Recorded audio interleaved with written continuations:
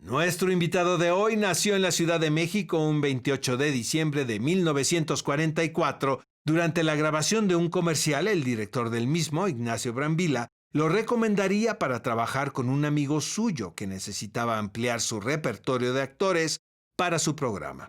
Así conocería a Roberto Gómez Bolaños, con quien trabajaría durante 25 años en el programa más importante de la televisión de habla hispana en toda la historia.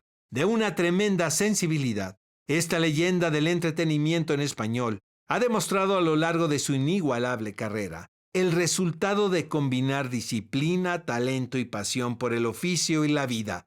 En TAP hoy tenemos el privilegio de platicar con Edgar Vivar. Edgar, qué placer que nos acompañes en el taller de actores profesionales. Muchas gracias. Es un gusto saludarte en este espacio. Ya tenía ganas de entrevistarte. Hombre, yo muchas ganas de ser entrevistado aquí. Oye, es Edgar con D al final. Sí. Una particularidad, ¿no? En el nombre. Originalmente el nombre en inglés así es. Entonces, mi abuelo era un escritor muy aficionado a la literatura. Y entonces, en homenaje a Edgar Allan Poe, pusieron ese nombre. Eres el mayor de 4 hermanos. ¿Alguien más en casa se dedicaba al arte o se dedica al arte? Sí, mi hermano Ricardo, él es músico, él estudió guitarra, y tengo un hermano también que pinta, pintor. Sácanos de la duda. ¿Es verdad que durante la primaria fuiste un niño, podemos decirlo ahora, buleado, como se dice, por el sobrepeso y que tú de alguna manera te escondiste en la literatura? Es verdad, sí. Es verdad, sí. Ahora que está tan de moda el bullying, yo estuve de moda toda mi vida porque el hecho de ser gordito y usar lentes era objeto de señalamiento, ¿no? Pero en ese entonces no se le daba nombre a la situación, a la circunstancia. No. Ahora tiene un nombre y es políticamente incorrecto. Esa situación te puede determinar a muchas cosas, ¿no? Sí. Las aguas buscan su cauce, ¿no? Entonces tú ves que te adaptas o aguantas todo o no aguantas nada. Entonces me fui muy selectivo con mis amistades, fui muy selectivo con mi tiempo. Entonces me dediqué más a la lectura. Cuando eras niño, ¿pensaste que ibas a hacer otra cosa? No. Mira, yo era muy aficionado al cine. Porque en mi casa, desde pequeño, mis primeros pasos los di en un cine. Yo me acuerdo perfectamente la primera película. ¿Qué fue? King Kong. ¿La del 75? No, la del 35. La del 33. 33. 1933. En eso coincidimos Hitler y yo. Nada más en que era su película favorita y también a mí a King Kong. Y me acuerdo muy bien. Y me acuerdo muy bien del cine, donde me llevaron a verla. Entonces yo aprendí a caminar en el cine. En mi casa íbamos al cine fácil unas 3 o 4 veces a la semana. Oye, estudiaste en la Prepa 2, ¿es correcto? Sí, en el centro de la capital. Ahí fue donde te encontraste por primera vez con un taller de teatro. Pero fue a fuerza. A ver. Porque yo tenía que llevar una actividad estética y nunca lo había hecho. Te pongo el antecedente. Era la escuela, era la secundaria y la preparatoria juntas. Entonces, pero no se llevaba el programa que marcaba la Secretaría de Educación Pública, sino que era preparatoria. Y era primero, segundo, tercero, cuarto y quinto año de preparatoria, no primero, segundo y tercero de secundaria, un primer y segundo de prepa. Eran 5 años de preparatoria, entonces tenía que llevar un cierto número de créditos. Y me faltaban a mí los créditos de actividad estética. Y nunca había llevado. A mí me gustaba la fotografía, me sigue gustando mucho. ¿Y pensaste que a lo mejor el taller de foto podría ser una opción? Sí, al llegar al último año de la prepa, tenía que... Contaron mis créditos y te falta lo de educación estética. Me fui a escribir a fotografía y me di cuenta que muchos de mis compañeros estaban en igualdad de circunstancias que yo, ya estaban inscritos en fotografía, no había cupo. Me fui a modelado y no es lo mío, realmente. O sea, de plan. No, hay que estar ahí con él. ¿Cómo se llama? Yo no te cierro un círculo, caray, sí. Entonces, pues el único lugar es teatro con el maestro. El maestro era así, cuando pasaba... ¿Quién era el maestro? Gonzalo Correa. Que después te hiciste amigo de él. Muy pero al principio no hubo mucha química entre los dos, ¿es correcto? Yo no sé de él para conmigo, yo creo que no. No existía esa versión. Yo sí tenía versión por él porque todas las muchachitas lo ponderaban mucho. El maestro... a don Juan Tenorio, hacía don Juan Tenorio. Le buen decir, ¿no? Sí, llegaba y traía gasné y todo, así. Muy Gonzalo Correa, ¿no? Ajá. Y también me parecía que era petulante. Y bueno, pues llegué allá a tomar la clase, me oyó hablar, me pidió que subiera al pequeño escenario y le dije, no, mejor la próxima. Y ya no fui. Y después mis compañeros me dijeron, oye, dice el profesor que si no vas te va a borrar. Entonces tuve que ir. Tanto me insistió que subiera al escenario que ya no me volví a bajar nunca. Hasta el día de hoy. Tal cual. Estamos en un escenario, Edgar. Sí, Ismar. Sabes que a mí me conmueve mucho estar aquí, porque yo vi nacer este lugar, este proyecto, junto con Héctor y Tusha. Oye, ¿por qué decidiste en algún momento estudiar medicina? Eso lo tenía yo desde la infancia. Siempre me veía yo a mí como médico. Me interesaba mucho el ver cómo funcionaban las cosas y el cuerpo humano me parecía perfecto en toda la extensión de la palabra, cómo funcionaba y que a partir del cuerpo humano están inventadas todas las máquinas, porque las máquinas lo único que hacen es copiar toda la fisiología humana. Entonces, además, me atraía mucho La verdad, te voy a ser bien sincero, me impresionó muchísimo el saber que terminaste la carrera. ¿Sí? O sea, porque aquí se ha contado mucho de actores y actrices que inician una carrera y terminan saliéndose porque se dedican a la actuación. Pero sí, en tu caso tú terminaste la carrera de medicina, cosa que no es fácil, caray. Es una de las misiones más complicadas académicamente hablando. ¿Estás de acuerdo? Pues es como cualquier otra carrera. La carrera de actuación también es complicada. La carrera académica, porque hay mucha improvisación dentro del gremio, eso es cierto. Pero sí, concuerdo contigo de que no es nada fácil. La finalidad. ¿Qué quiero decir con esto? Tú, como médico, tu campo profesional se circunscribe a la persona, a un individuo, a alguien como tú, al que tu misión es aliviar el dolor humano. ¿En qué se parece? A ver, termina la idea. Y si te equivocas, ahí no se puede. Exacto. Se equivoca, no se vale. No te puedes equivocar, no hay margen de error. ¿Hay alguna similitud entre la medicina y la actuación? Desde luego que sí. A ver, desde ¿cómo? luego que sí. ¿Cómo? ¿Por dónde? No, el actor provoca y debe provocar una catarsis, una emoción, un estado de plenitud, de bienestar, algo que te haga sentir vivo, que te haga sentir consciente de tu circunstancia en ese instante y de alguna manera te provoca bienestar.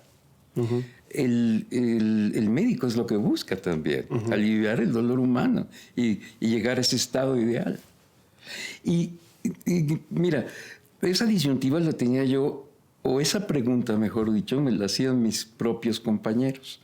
¿Cómo estás haciendo teatro? ¿Qué tiene? Le digo, estás tratando con un ser humano, no estás tratando con el paciente 144-00-974 que tiene diabetes, ¿no? Es un individuo que tiene esta enfermedad, pero es una persona que vive y siente como tú. y que está sufriendo. Entonces, encontrar esa empatía como médico es difícil,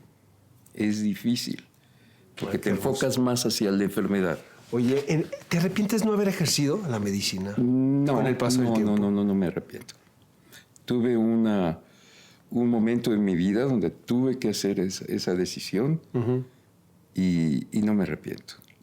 Creo que tomé la decisión acertada. No contento con la carga académica estudiando medicina, lo cual, insisto, ¿no? Es complicado, no cualquiera, la verdad. ¿Formaste una compañía de teatro durante tu proceso universitario? Fui parte de la compañía estudiantil de teatro universitario. Estaba ahí también el hijo de Rodolfo Sigli, Alejandro Sigli, estaba... ¿Quién más siguió ahí como actor? Pues éramos chicos, muchachos muy jóvenes, que teníamos la inquietud de hacer teatro por el teatro mismo. Y la universidad siempre te da oportunidad, te acogía a todo ese movimiento de jóvenes de teatro. Yo vi cómo nació el Centro Universitario de Teatro, allá en la calle de Sullivan. Y tomé clases ahí y me tocó una época maravillosa cuando estaba al frente de ellos Héctor Azar. Pude conocer durante esa época y trabajar con ¿quién te diré? Burrola, André Moró. El mismo Julio Castillo empezaba en esa época también. Entonces era una época muy hermosa, que era todo el ímpetu de la juventud y por el simple interés de hacer teatro. Nadie pensaba en vivir de esto propiamente. Exacto. Habiendo hablado y reflexionado sobre el principio de tu carrera, Edgar, ¿qué consejo le darías a cualquier jovencita o jovencito que nos esté viendo en este momento y que tenga la curiosidad, la intención o ya haya tomado la decisión incluso de estudiar actuación? Que hagan realmente un examen de conciencia y ser totalmente congruentes con lo que piensan, hacen y dicen, y que si realmente van por la actuación, que vayan por la actuación y no por la fama. Porque mi percepción es que mucha gente que se dedica ahora a la actuación van en pos de la fama y no de la actuación misma. Amigos, esto es el Taller de Actores Profesionales. Nuestro invitado, Edgar Vivar.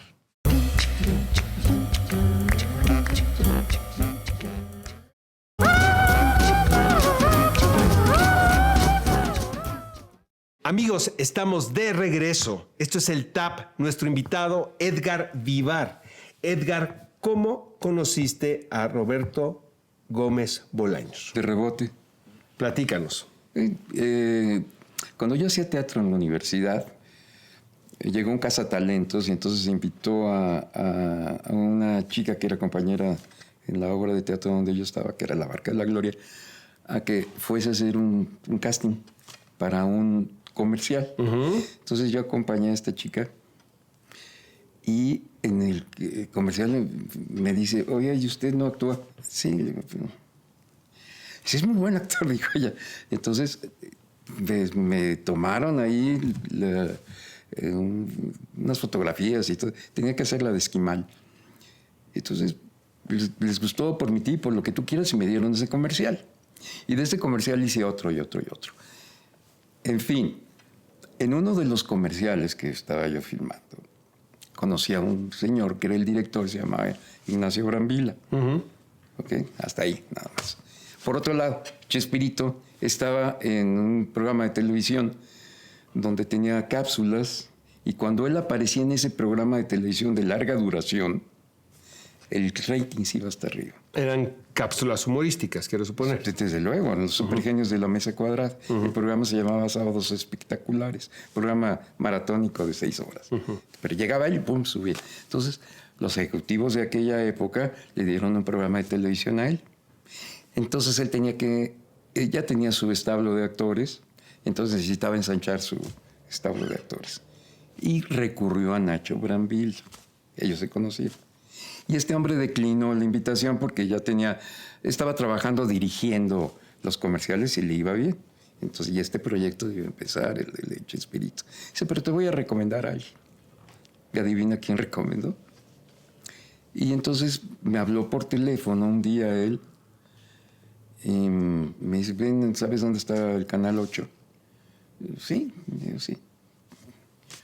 Y pues ven, entonces fui allá al Canal 8. Te habló directamente él, Chespirito. Sí, él fue el que me habló, tú sabes.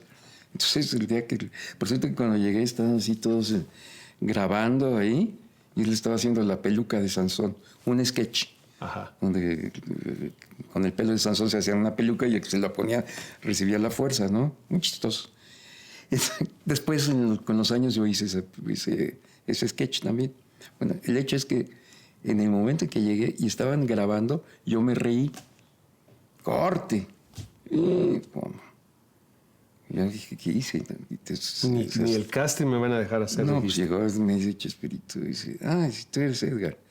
Sí, le digo, pero ya no lo vuelvo. Antes dice, no, me dijo, tú te reíste. Y yo, sí, pero ya no lo vuelvo a hacer. Yo dije, ya bailé aquí, ¿no? No, me dice Nacho Brambilla que eres buen actor. Dice, ¿has hecho televisión? Nunca. He hecho teatro, mucho, eso sí. He hecho unas cosas de comerciales. Es que bueno, pues aquí vamos a hacer televisión. Nada más que aquí no usamos el chícharo. Y le dije, ¿qué es eso? Y él me dijo, estás contratado. Entonces, pues eso para mí fue una distinción muy grande, porque fue un hombre que tuvo fe en mí y que solamente lo que me sustentaba ante él era mi trabajo. El poder de la conexión, ¿no, Edgar? Yo creo que sí. Y bueno, quiero intuir también tu carisma y tus conocimientos, porque tengo entendido que Chespirito también era un tipo muy culto. Categóricamente sí. Era un hombre con una cultura muy vasta, autodidacta en muchas cosas. Yo siempre lo comparo a un hombre renacentista y además con muchas ganas de aprender y con una cualidad que yo creo que muy pocas veces la encuentras en cualquier persona. A ver. Te sabe escuchar. Vamos por partes. ¿Por qué crees que sucedió este fenómeno con los programas de Chespirito? ¿Por qué crees que viajó por todo el mundo? Me decías que hubo un momento que se transmitía en 47 países. ¿Qué sucedió ahí viéndolo a destiempo y bueno, también con el conocimiento que tienes y con la cultura? ¿Estabas tú consciente cuando estabas grabando de lo que estaban haciendo? Híjole, es una pregunta muy larga y muy complicada. Vamos por partes. Vamos por partes. ¿Por qué creo que tuvo? Muy buena pregunta, no sé.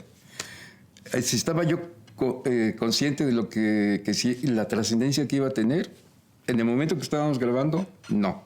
Te puedo dar mi teoría. El momento y la circunstancia cuando fueron producidos esos programas era el idóneo. Fue ¿qué te diré? No había tanta competencia en la televisión. Ahora prendes la televisión y tienes 200 canales. Antes eran menos, mucho menos. Y era un programa que manejaba un humor totalmente inocuo, totalmente puede resultar hasta un poco pueril en estos momentos. Ahora la televisión está llena el humor está lleno de cosas que... Evidentes, ¿no? Etcétera. Al rostro, ¿no? Toda una llave enorme, ¿no? Pero en ese tiempo apelaba a otro tipo de valores. Un niño que no es muy inteligente o no es muy brillante intelectualmente por falta de alimentación, ese pequeño cosmos que era la vecindad. Entonces tenía tintes muy universales y muy particulares, pero que al mismo tiempo sumamente universales en toda nuestra Latinoamérica y en muchas partes del mundo, en Asia, por ejemplo. ¿Tienes un personaje favorito de los que interpretaste? Pues, ¿tú prescindirías de alguno de tus dedos? Todos son parte de tu mano. Así me pasa a mí.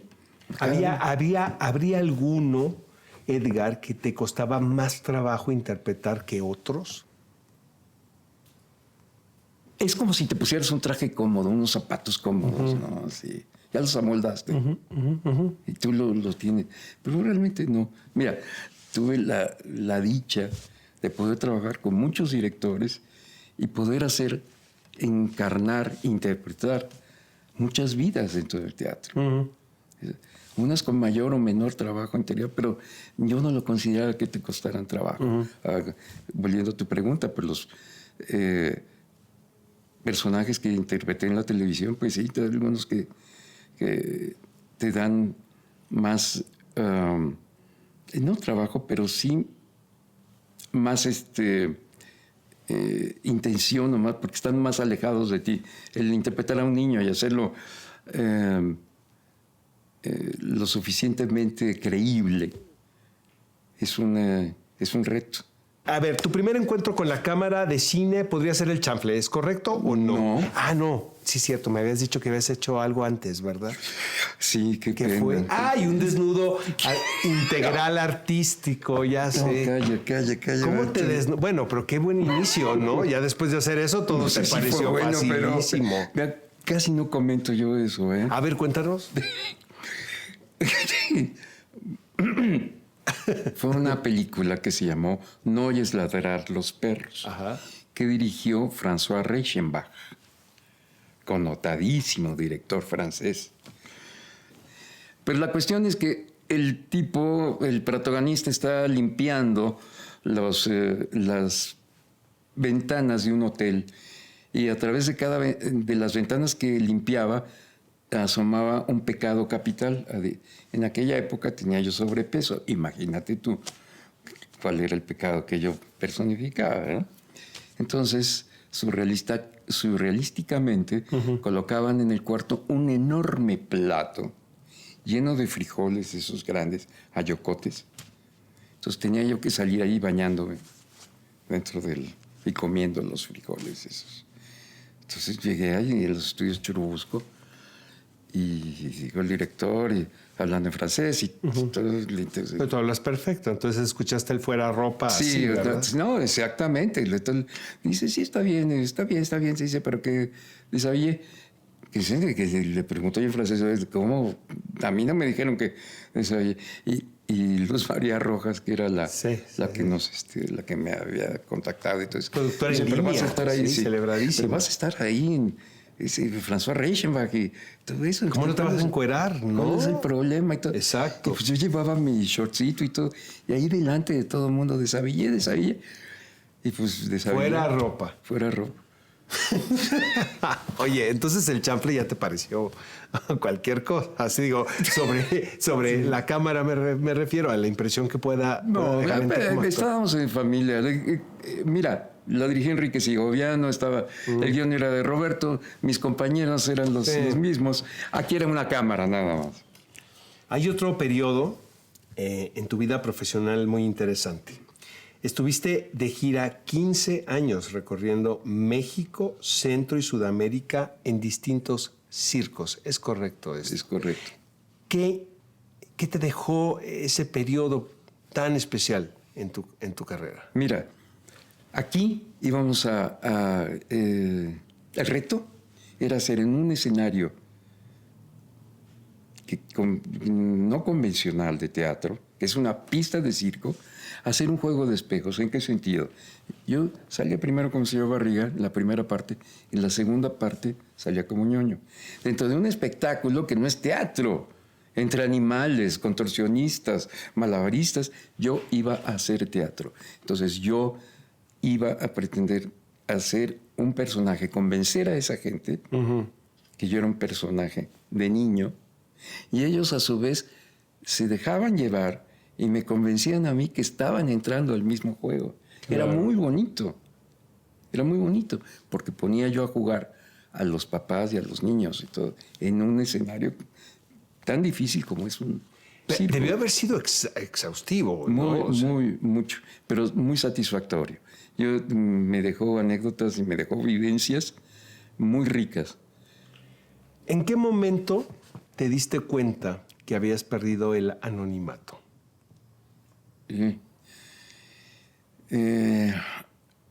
Venía yo en un vuelo en el aeropuerto de Los Ángeles, sí me acuerdo muy bien. Y la sensación fue, primero es agradable. Sí. Si tú eres el que sale En la tele. el Chavo, no, el Chapulín Colorado. El Chapulín Colorado. El Chapulín Colorado, me acuerdo muy bien. Sí. Y entonces, como que eso te impulsa a despegarte del suelo un poco. Amigos, esto es el taller de actores profesionales, el Edgar Vivar. Continuamos.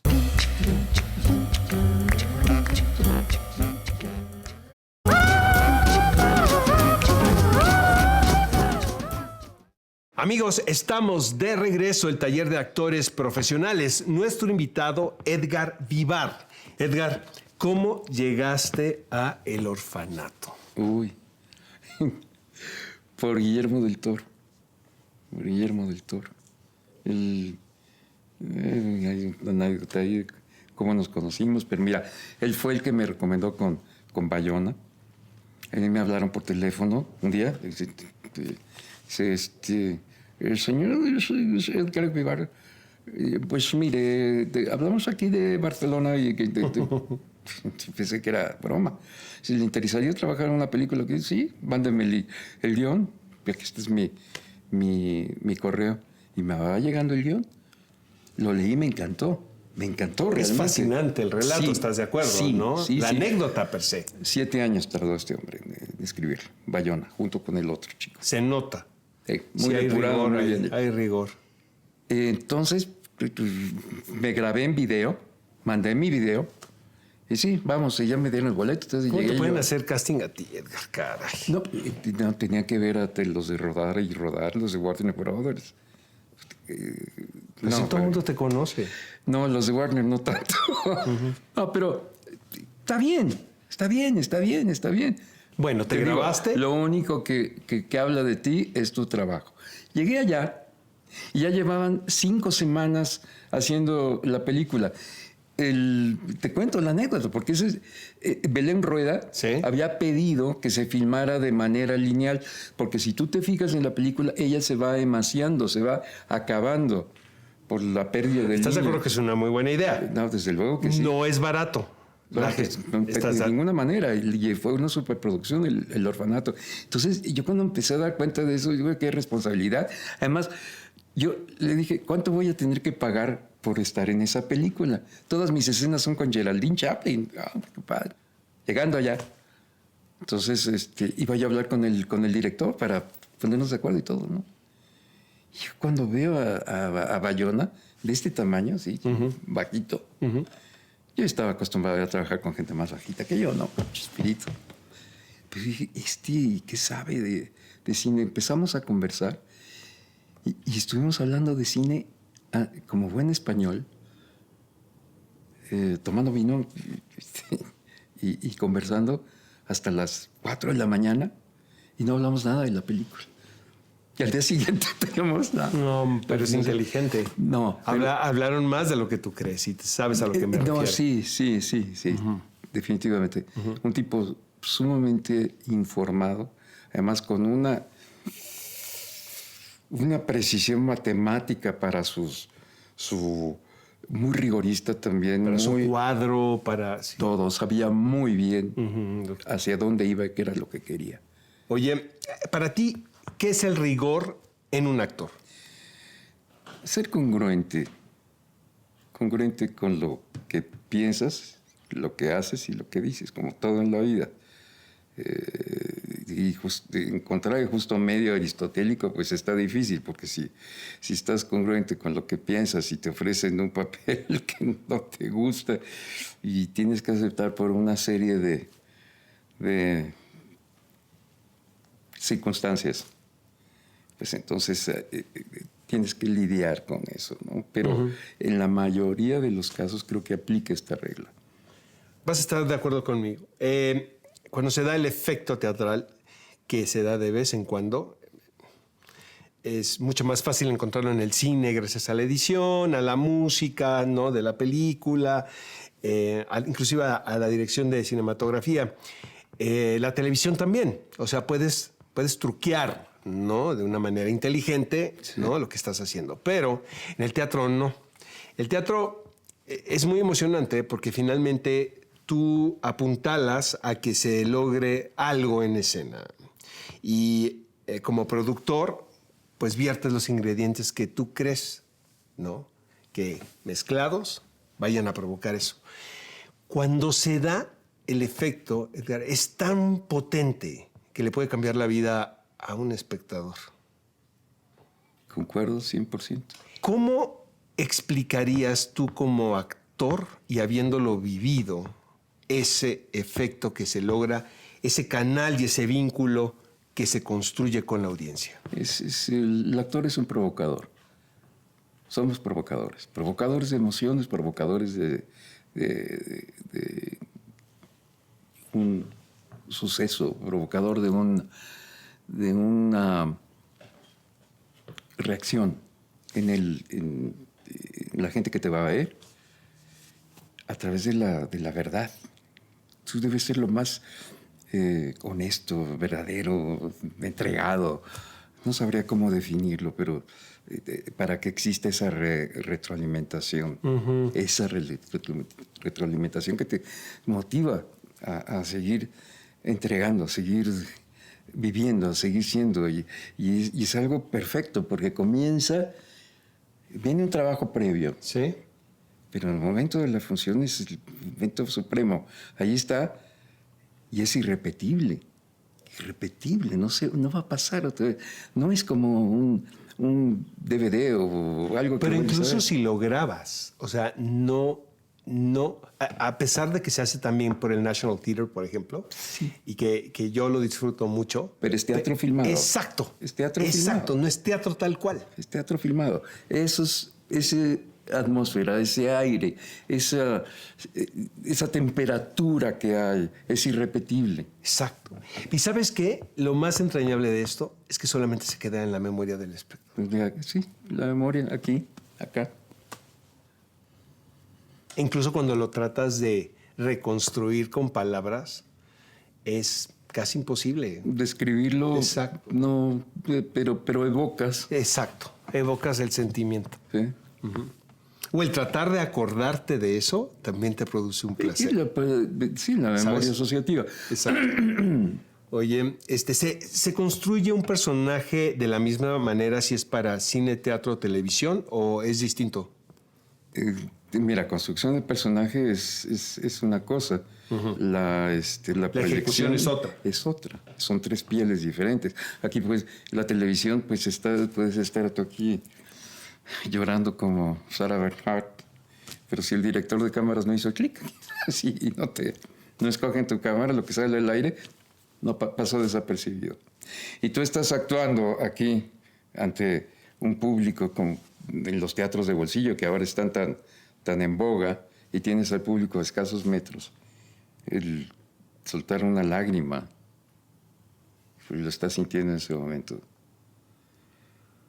O estar en el Auditorio Nacional, tienes que exagerar ahí la lágrima y el llanto. Y el cine es aquí. Aquí. Lo tienes aquí. Y es de una vez nada más. Se puede repetir muchas veces, pero la que se va a quedar es una nada más. Son tres pieles diferentes. Edgar, no me puedo imaginar, por ejemplo, esos eventos masivos que hacías con toda la compañía de Chespirito en estadios en Sudamérica. Sí. Sí.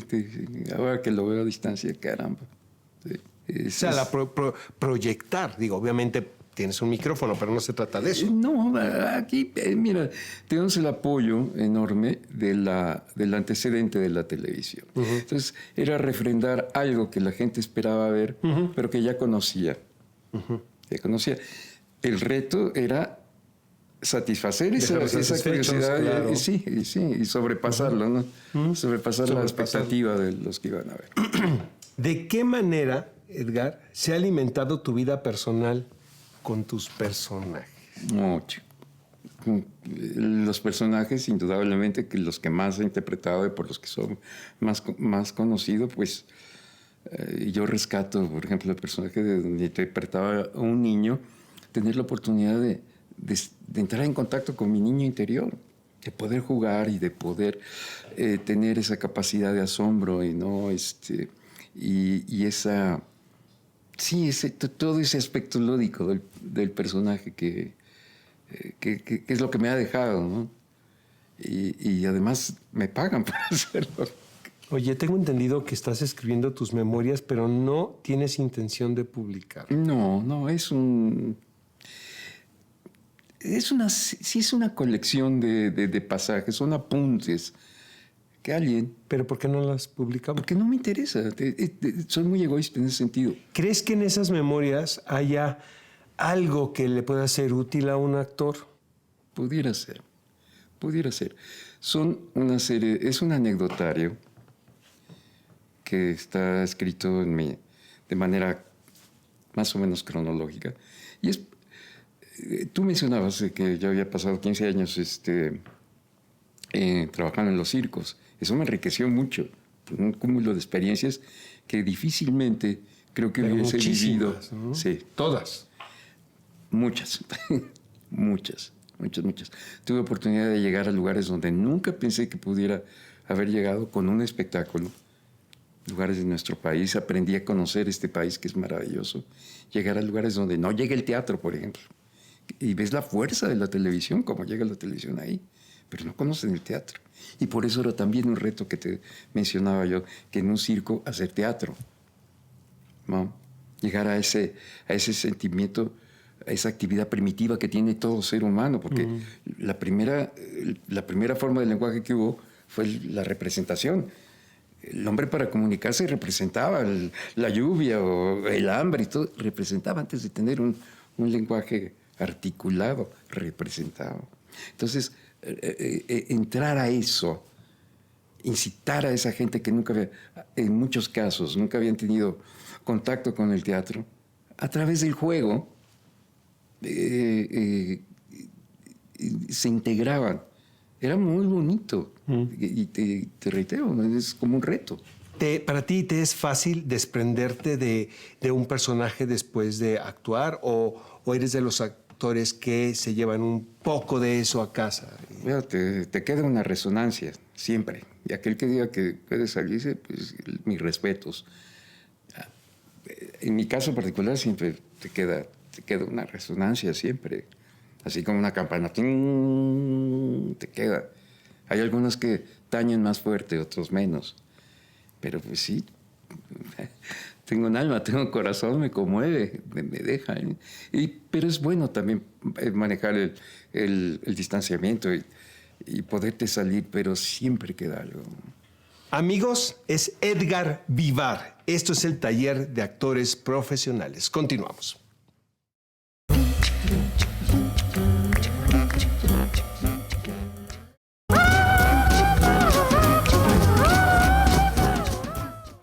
Estamos de regreso en el taller de actores profesionales. Nuestro invitado, Edgar Vivar.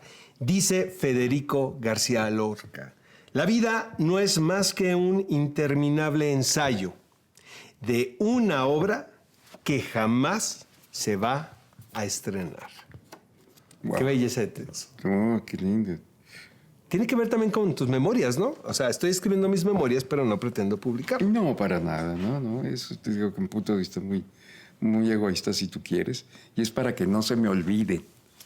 Por eso empecé. Para que no se me olvide. Sí, porque a veces por el deterioro natural yo le tengo miedo al Alzheimer. Terrible, ¿no? Entonces... Eres un hombre de éxito. Eso es algo muy tangible, eso se puede decir. Has logrado muchísimas cosas a lo largo de tu carrera profesional. ¿A qué se lo atribuyes? Depende qué es lo que consideres tu éxito. Hacer lo que te place. Sí, hago lo que me gusta, Estoy me siento alegre con lo que hago, como la forma más parecida a la felicidad.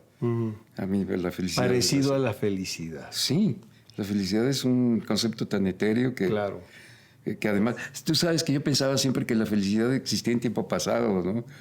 Porque tú dices, ves una fotografía, ay, mira, aquí está fulanito, sutanita, ay, mira, aquí estuvimos allá. Exacto. Ay, qué felices estábamos ahí. En el Pero momento que nadie tomamos la dice, foto. soy feliz, por ejemplo. Ahorita que estamos tú y yo hablando. Tu concepto de felicidad y el mío pueden diferir. Pero la alegría, todo el mundo la conoce. Además, es contagiosa. ¿Qué te hace reír en la vida diaria? Hay todo. Yo me río de todo. El espejo.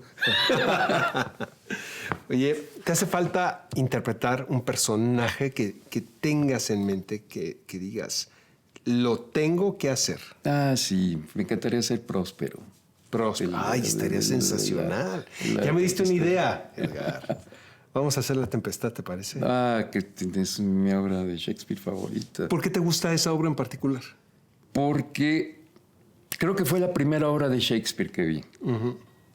La primera. ¿Cómo queda eso en la psique, verdad? Lo primero que ves. Sí, no, total. Yo vi El Rey Lear con Ignacio López Tarso y hasta la fecha, vaya, y a mí me encanta la obra completa de Shakespeare, pero sigue siendo El Rey Lear y tiene que ver porque fue la primera y me pareció el montaje lo más impresionante que había visto en mi vida. Fue una temporada muy, muy rica en muchos aspectos. El teatro en México estaba subvencionado, entonces hubo una gran temporada donde se hicieron las obras de Shakespeare. Tú hablas de una, yo hablo Salvador de otra. Garcín. No, mira, a mí me tocó ver La Tempestad con escenografía de Julio Prieto, José Gálvez, Miguel Córcega, Patricia Morán. Y cuando aparecía el barco, cuando era la tempestad y todo, era impresionante ver aquello, era sobrecogedor, te marca el alma. Claro. Te provocaba eso el actor, así eso. ¿Eres un tipo nostálgico, Edgar? En algunas cosas sí. ¿En qué cosas? Por ejemplo, en evocar las cosas de las que no fui consciente en el momento en que estaban sucediendo, o en no poder haberle sacado mejor partido a una situación o a alguna persona. Entendiéndonos bien, me hubiese gustado tener más tiempo para poder dialogar con mi abuelo ahora, o con la misma Angelines Fernández, por ejemplo. Con Roberto Gómez Bolaños conversé mucho. Eres un gran conversador, Edgar. No, ese es un halago muy hermoso. Muchas gracias. Oye, ¿te resulta complicado ser una figura pública? Es que, vaya, tú sales de aquí del foro y prácticamente todo el mundo te reconoce. Mira, Debe ser una sensación muy particular. es una sensación linda. No deja de ser a veces difícil de llevar. Pero el reto es no mirarte a ti mismo a través de los ojos de los demás. Estás perdido si eso te haces. Es decir, no prestes demasiada atención a lo que la gente te dice o que la gente ve en ti. Lo que la gente está viendo en ti es producto de tu trabajo. Nada más. Nada más. Ni eres extraordinario, ni eres un ser supremo, no eres la última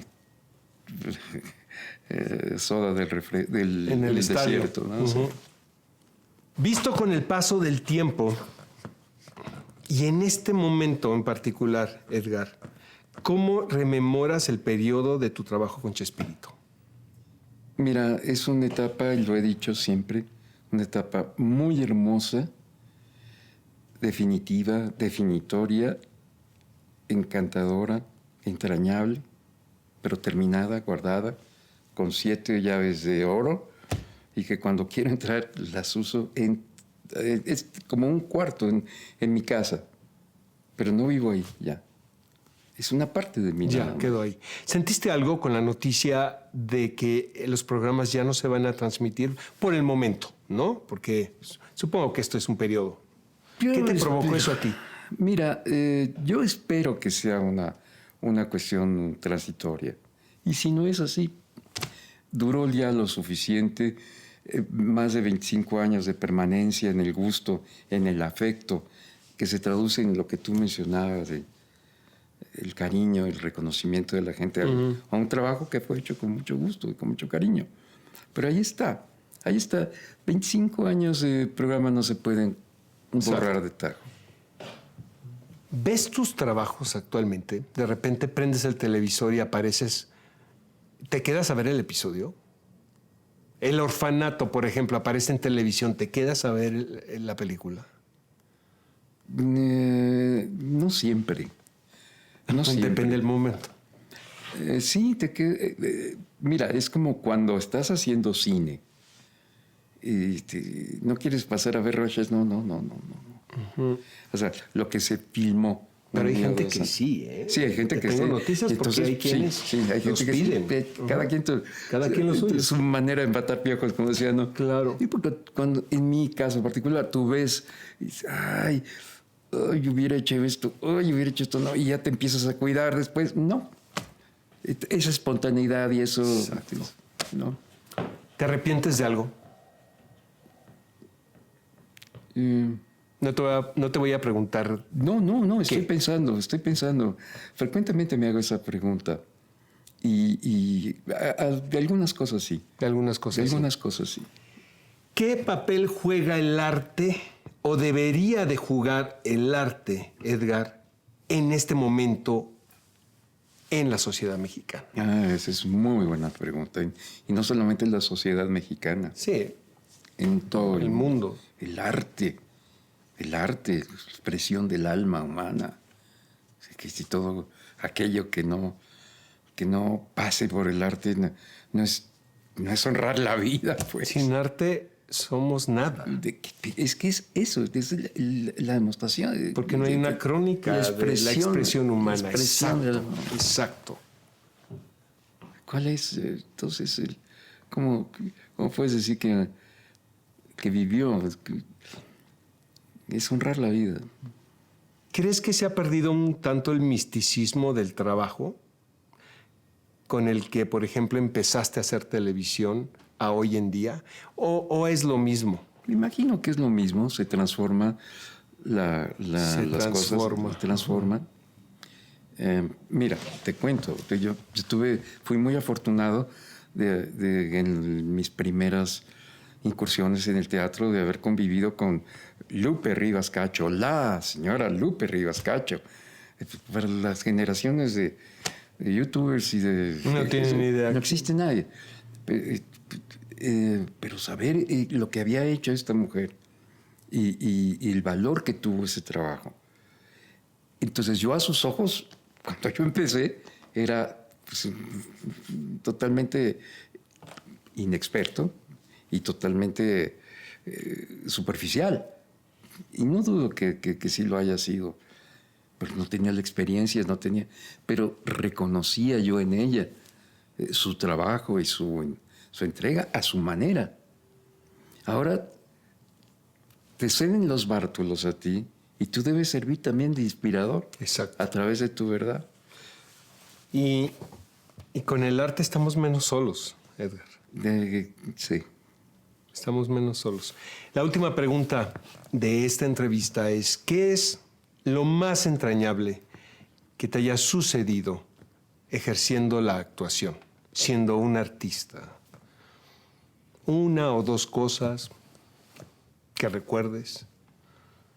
Caramba, son tantas, de veras, tantas.